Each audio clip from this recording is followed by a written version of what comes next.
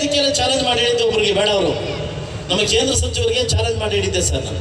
ಏನು ಹೇಳಿ, ಇಡೀ ಕೋಲಾರ ಜಿಲ್ಲೆಗಿಂತ ಹೈಯೆಸ್ಟ್ ಮಾರ್ಕ್ಸ್ ಕೊಡ್ತೀನಿ ಅಂತ. ಇವತ್ತು ನಮಗೆ ಚಾಲೆಂಜ್, 8 ತಾಲೂಕುಗಳಲ್ಲಿ ಹೈಯೆಸ್ಟ್ ಮಾರ್ಕ್ಸ್ ಬರೋದು ನಮ್ಮ ಮುಳಬಾಗಿಲು ತಾಲೂಕಿನ ಸರ್. ಬರ್ಕೊಳ್ಳಿ ಸರ್, ಈ ಜಾಗದ ಮಹತ್ವ ಹಂಗಿದೆ ಸರ್. ಇಲ್ಲಿ ಯಾರು ಚಾಲೆಂಜ್ ಮಾಡಿ ಎಲ್ಲ ಗೆದ್ದಿದ್ರಿ ಸರ್. ಇಡೀ 8 ತಾಲೂಕಿಗಿಂತ ಹೈಯೆಸ್ಟ್ ತಾಲೂಕಲ್ಲಿ ರಿಸಲ್ಟ್ ಬರ್ದಿದ್ದಾರೆ ಸರ್. ಖಂಡಿತವಾಗ್ಲೂ ಆಮೇಲೆ ಹೇಳ್ತೀನಿ ಸರ್ ಇವ್ರಿಗೆ, ಈಗ ಬೇಡ. ನಿಮ್ಮನ್ನು ನೋಡಿ ನಾನು ಮಾತು ಕೊಟ್ಟಿದ್ದೀನಿ, ನನ್ನ ಮಾತು ತಪ್ಪು ಅನ್ಕೋ. ಶಾಸಕರೇ ಅಂತ ಬರಂಗಿಲ್ಲ, ಮತ್ತೆ ನೀವು ಶಾಸಕರೇ ಅಂತ ಯಾವ ಕಾರಣಕ್ಕೂ ಬರಂಗಿಲ್ಲ. ಹೆಂಗಿರೋ ಬೆಲ್ಲಿದ್ದಾರೆ ನೀವು, ನಾನು ಮತ್ತೆ ನಮ್ಮ ಜೊತೆ ಗೊತ್ತಿರೋದು ಹುಡ್ಕೊಂಬತ್ತೀವಿ ಮತ್ತೆ ನೀವು. ಸೊ ನನಗೆ ಬೇಕಾಗಿದ್ದು ರಿಸಲ್ಟ್, ಮಕ್ಕಳ ರಿಸಲ್ಟ್. ಖಂಡಿತವಾಗ್ಲೂ ಅದು ನಾನು ಕೊಟ್ಟೇ ಕೊಡ್ತಾರೆ. ಮುಳಬಾಗಿಲಲ್ಲಿ ಆ ಶಕ್ತಿ ಇದೆ.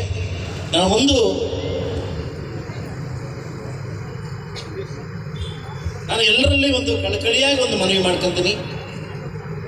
ಇವತ್ತು ಮುಳಬಾಗಿಲು ತಾಲೂಕಲ್ಲಿ ಕಟ್ಟಕಡೆ ಪ್ರದೇಶನ ನಾನು ಸೆಷನಲ್ಲಿ ಯಾವತ್ತೂ ಮಾತಾಡ್ತೀನಿ, ನಮ್ಮ ಶಾಲೆಗಳನ್ನು ಉಳಿಸಿ, ನಮ್ಮ ಶಾಲೆಗಳನ್ನ ಉಳಿಸಿ ಅಂತ.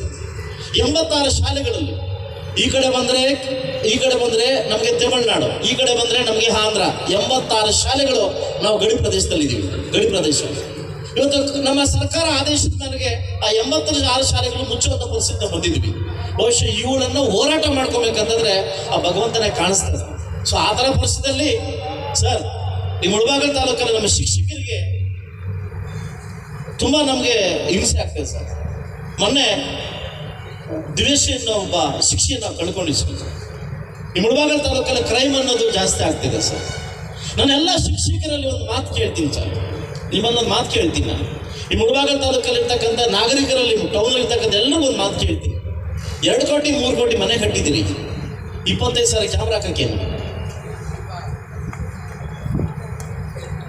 ಆ ಸುಂಕೂಲ ಹೋಟೆಲ್ ಹೋಗ್ಬಿಟ್ರೆ ಒಂದೇ ಒಂದು ಕ್ಯಾಮ್ರಾ ರಾಮನಗರ ಮನೇಲಿ 20 30 50 70 ಕೋಟಿ 3 ಕೋಟಿ ಕೊಟ್ಟು ಮನೆ ಕಟ್ಟಿದ್ದೀರಿ, 20 ಸಾವಿರ ಕ್ಯಾಮ್ರಾ ಹಾಕೊಂಡಿಲ್ಲ. ತಪ್ಪು ಇದು. ಎಲ್ಲ ನಾಗರಿಕ ಅವತ್ತು ನಾನು ಡಿಸೈಡ್ ಆದೆ ಮುಳಬಾಗಿಲು ಟೌನ್ನ ಕ್ಲೀನ್ ಮಾಡಬೇಕು ಅಂತ. ಬಹುಶಃ ಕ್ಲೀನ್ ಮಾಡೋಕ್ಕೆ ಸ್ಟಾರ್ಟ್ ಮಾಡಿದ್ದೀವಿ. ಕೇವಲ ಇನ್ನು 3 ತಿಂಗಳಲ್ಲಿ 4 ತಿಂಗಳಲ್ಲಿ ಇಡೀ ಮುಳಬಾಗಿಲು ಟೌನನ್ನು ಒಂದು ಸುಂದರವಾಗಿರ್ತಕ್ಕಂಥ ನಗರವನ್ನು ಮಾಡಲಿಕ್ಕೆ ಶತ ಪ್ರಯತ್ನವನ್ನು ಮಾಡ್ತಾ ಇದ್ದೆ. ಯಾರೇ ಏನೇ ಬೇಕಂದ್ರೂ ಪರವಾಗಿಲ್ಲ, ಬೈಕಲ್ಲಿ ಈ ಸದ್ಯಕ್ಕೆ ಬೇಕಂತಾರೆ, ನನಗೇನು ಪರವಾಗಿಲ್ಲ. ಸಾಕಷ್ಟು ಜನ ಶಾಪ ಆಗ್ತಾವೆ, ನನಗೇನು ಬೇಕೇನಿಲ್ಲ. ನನ್ನ ಒಬ್ಬರು ಫೋನ್ ಮಾಡಿದ್ರು, ಅಣ್ಣ ನಾ ಗಾಡಿ ಪಡ್ಕೊಂಡೆ ಚಪ್ಪು ನನಗೆ ಅಂತ. ಪೊಲೀಸರು ಫೋನ್ ಕೊಟ್ಟರು, ಏನಂತೆ ಅಂತ ಕೇಳಿದೆ. ಡಾಕ್ಯುಮೆಂಟ್ಸು ಲಂಗುಲಾಗ ಏನಿಲ್ಲ, ಎತ್ಕೊಂಡು ಹೋಗ್ಬಿಡು, ಅವನು ಸೇರ್ಕೊಂಡಂತ. ನಾನು ಹೇಳಿದೆ, ಅವನು ಸೇರಿಸಿ ಎತ್ಕೊಂಡು ಹೋಗ್ಬಿಡು ಅಂತ. ಅದಲ್ಲ, ಮೋಸ್ಟ್ಲಿ ನಾಳೆಯಿಂದ ಸ್ಟಾರ್ಟ್ ಆಗುತ್ತೆ. ಎಲ್ಲ ಗಾಡಿಗಳನ್ನು ಚೆಕ್ ಮಾಡಿ ಯಾವುದೋ ಡಾಕ್ಯುಮೆಂಟ್ ಎತ್ಕೊಂಬಂದೆಲ್ಲ ಫೀಲ್ಡ್ ಬಿಡಿ ಅಂತ ಹೇಳ್ತೀವಿ. 100ಕ್ಕೆ 80 ಗಾಡಿ ಡಾಕ್ಯುಮೆಂಟ್ಸ್ ಇಲ್ಲ ಇಲ್ಲಿ. ಇಲ್ಲಿ 100ಕ್ಕೆ 80 ಗಾಡಿ ಡಾಕ್ಯುಮೆಂಟ್ಸ್ ಇಲ್ಲ. ಇನ್ಶೂರೆನ್ಸ್ ಇದೆ, ಇದಿಲ್ಲ, ಇದಿದ್ರೆ ಅದಿಲ್ಲ, ಅದಿದ್ರೆ ಇದಿಲ್ಲ. ಇದನ್ನ ತೊಳಿಬೇಕು ಅಂತಂದ್ರೆ ನಾವೆಲ್ಲ ನಾಗರಿಕರು, ನಾವೆಲ್ಲ ಸೇರಿ ಮುಳಬಾಗಿಲನ್ನ ತೊಳಿಬೇಕಾಗುತ್ತೆ. ನಾಗರಿಕರೆಲ್ಲ ಸೇರಿ ಮುಳಬಾಗಿಲ ಅಭಿವೃದ್ಧಿಗೋಸ್ಕರ ವರ್ಕ್ ಮಾಡಬೇಕಾಗುತ್ತೆ. ತಾವೆಲ್ಲ ಎದ್ದು ನಿಂತು ನಮ್ಮನ್ನು ಲಾಸ್ಟ್ ತಿಂಗಳು ಅಗಲಿರ್ತಕ್ಕಂಥ ದಿವೇಶ್ ಅವರಿಗೆ 1 ನಿಮಿಷ ಇದ್ದು ಒಂದು ಅವರ ಕುಟುಂಬಕ್ಕೆ ಮತ್ತು ಅವರಿಗೆ ಆತ್ಮಶ್ರೀ ಎಡ ಶಿಕ್ಷಕರು ನಾವು ಅವ್ರ ಜೊತೆ ಇದೀವಿ ಅನ್ನೋ ಪರವಾಗಿ ಅವರಿಗೆ 1 ನಿಮಿಷ ಒಂದು ಶ್ರದ್ಧಾಂಜಲಿ ಸ್ವಲ್ಪ ಮುಖಾಂತರ ಒಂದು 1 ನಿಮಿಷ ಮೌನಾಚರಣೆ ಮಾಡೋಣ.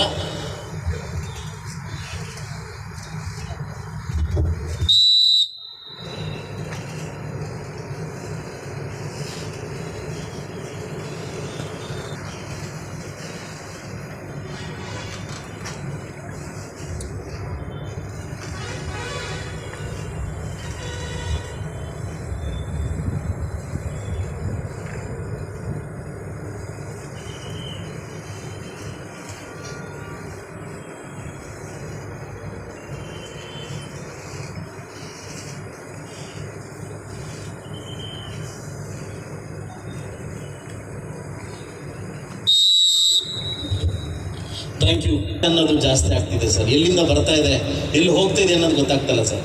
ನಾನು ನೆಕ್ಸ್ಟ್ ಮಂತ್ ಗಾಂಜಾ ಮುಕ್ತ ಮುಳಬಾಗಿಲು ತಾಲೂಕಿನ ಒಂದು ಕಾರ್ಯಕ್ರಮವನ್ನು, ಜಾಗೃತಿ ಕಾರ್ಯಕ್ರಮನ ಹಮ್ಮಿಕೊಳ್ತಾ ಇದ್ದೀನಿ ಸರ್ ತಮ್ಮ ಅಧ್ಯಕ್ಷತೆಯಲ್ಲಿ. ತುಂಬ ಅದ್ದೂರಿ ಏನು ಎಲ್ಲ ನಮ್ಮ ಡಿಗ್ರಿ ಕಾಲೇಜ್ ಮಕ್ಕಳು ಸೇರಿಸಿ, ಸಾವಿರಾರು ಜನ ಮಕ್ಕಳು ಸೇರಿಸಿ ಈ ಗಾಂಜಾ ಮುಕ್ತ ಮುಳಬಾಗಿಲು ಮಾಡೋಕ್ಕೆ ಜಾಗೃತಿ ಕಾರ್ಯಕ್ರಮನ ಹಮ್ಮಿಕೊಳ್ತಾ ಇದ್ದೀನಿ ಸರ್. ನೆಕ್ಸ್ಟ್ ನವಂಬರಿಂದ ಅದನ್ನು ಸ್ಟಾರ್ಟ್ ಮಾಡ್ತಾ ಇದ್ದೀನಿ. ತಮ್ಮ ಅಧ್ಯಕ್ಷತೆಯಲ್ಲಿ ತಮ್ಮ ಒಂದು ಅನುಮತಿ ಬೇಕಾಗುತ್ತೆ ಸರ್. ಯಾಕಂದರೆ ನಿಮ್ಮ ಒಂದು ಕೋಆಪರೇಷನ್ ನಮಗೆ ತುಂಬ ಇಂಪಾರ್ಟೆಂಟ್ ಆಗಿದೆ. ಈಗಾಗಲೇ ಏನು ಈ ಒಂದು ಬಹುಶಃ ಇದು ಇನ್ನೊಂದು ಪ್ರೋಗ್ರಾಮ್ ಲಾಸ್ಟ್ ಅನಿಸುತ್ತೆ ಸರ್. ಇದು ಒಳ್ಳೆ ಕ್ರೀಡಾಂಗಣವನ್ನು ಮಾಡ್ತಾ ಇದ್ದೀವಿ. ಡೇ ಆ್ಯಂಡ್ ನೈಟ್ ಕಾರ್ಯಕ್ರಮ, ಒಂದು ಕ್ರೀಡಾಂಗಣ ಇದು ಬಹುಶಃ ವರ್ಕ್ ಸ್ಟಾರ್ಟ್ ಆಗಿದೆ, ಕ್ರೀಡಾಂಗಣ ಸ್ಟಾರ್ಟ್ ಆಗಿದೆ ಸರ್. ಒಂದು ನೆಕ್ಸ್ಟ್ ಉದ್ಘಾಟನೆಗೆ ಅತ್ಯುನ್ನತವಾಗಿ ಕ್ರೀಡಾಂಗಣವನ್ನು ಇದನ್ನು ಮಾಡ್ತಾ ಇದ್ದೀನಿ.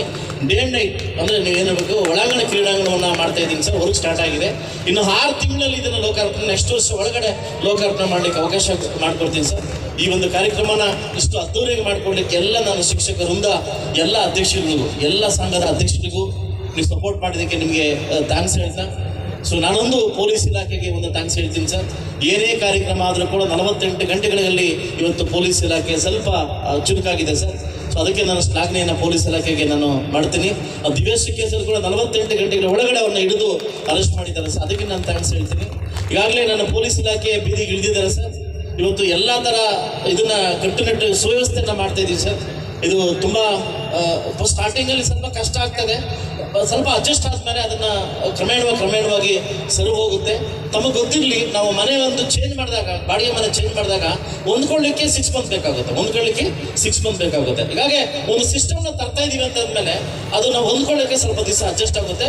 ಹೊಂದ್ಕೊಂಡ್ಮೇಲೆ ನೀವೇ ನಂಗೆ ಥ್ಯಾಂಕ್ಸ್ ಹೇಳ್ತೀರಾ, ಖಂಡಿತವಾಗಿ ಥ್ಯಾಂಕ್ಸ್ ಹೇಳ್ತೀರಾ ಅಂತ ಹೇಳ್ತಾ, ಈ ಕಾರ್ಯಕ್ರಮನ ಇಷ್ಟು ಅದ್ದೂರಿಯಾಗಿ ಮಾಡಿಕೊಟ್ಟಿರ್ತಕ್ಕಂಥ ಎಲ್ಲ ನನ್ನ BO ಮತ್ತು ಎಲ್ಲ ಶಿಕ್ಷಕರಿಗೆ ಹೊಂದಿಸುತ್ತಾ ಇನ್ನು ಕಾರ್ಯಕ್ರಮ ದೊಡ್ಡ ಮಟ್ಟಿಗೆ ತಗೊಂಡೋಗೋಣ ಅಂತ ಹೇಳ್ತಾ, ಈಗ ನಾವು ಬಂದು ಕೆಳಗಡೆ ಕೂತ್ಕೊಂತೀವಿ.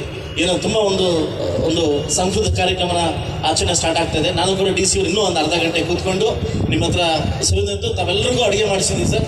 ಪ್ರತಿಯೊಬ್ಬ ಶಿಕ್ಷಕರು ಊಟ ಮಾಡ್ಕೊಂಡು ಇಲ್ಲಿಂದ ಹೋಗಬೇಕಾಗಿ ಕೇಳ್ಕೊಂತ ಅವಕಾಶ ಕೊಟ್ಟಿದ್ದಕ್ಕೆ ಮತ್ತೊಮ್ಮೆ ನಿಮ್ಗೆ ಥ್ಯಾಂಕ್ಸ್ ಹೇಳ್ತಾ ನಾನು ಮಾತು ಮುಗಿಸಿದ್ರೆ ಎಲ್ಲರೂ ಒಳ್ಳೆಯದಾಗಿದೆ.